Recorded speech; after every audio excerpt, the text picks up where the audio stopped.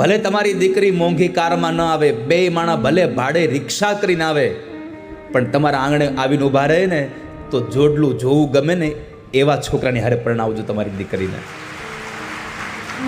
પૈસાવાળા ન હોય તો વાંધો નહીં, પણ તમારા આંગણે બંને જણા ઊભા હોય તો સારા લાગવા જોઈએ. ત્રીજા સ્થાને રૂપ જોયું, ચોથા સ્થાને વિદ્યા, ભણેલો. દીકરી ભણેલી હોય તો દીકરો પણ ભણેલો ગોતવો, દીકરો ભણેલો હોય તો દીકરી પણ ભણેલી ગોતવી. કારણ જો બેયની અંદર સરખું એજ્યુકેશન નહીં હોય તો એજ્યુકેશનનો જરા ગેપ હશે ને એ ગેપ પૂરવામાં બહુ વાર લાગશે, એકબીજાના વિચારોને સમજી નહીં શકે અને એમાંથી ક્યારેક ઝઘડો, ક્લેશ, કંકાસ થશે અને સંસાર કદાચ વિખાઈ જશે.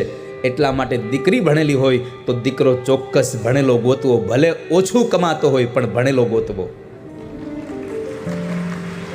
પાંચમા સ્થાનમાં વય કઈ છે? ઉંમર.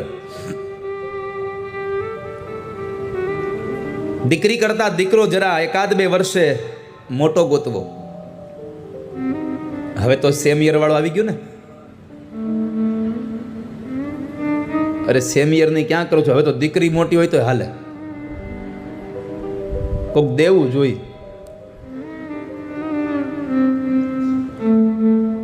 અત્યારે દીકરાઓ કરતા દીકરીઓની સંખ્યા ઘટી ગઈ છે,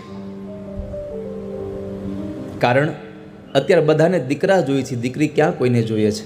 પણ યાદ રાખજો, આ સંસારમાં સૌને માં જોઈએ છે, સૌને વહુ જોઈએ છે, સૌને પુત્ર વધુ જોઈએ છે, કોઈને દીકરી નથી જોતી. પણ એક સંકલ્પ યાદ રાખજો, જ્યાં સુધી દીકરીનો જન્મ નહીં થાય ત્યાં સુધી વહુ નહીં મળે, પુત્ર વધુ નહીં મળે, માં નહીં મળે. એમાં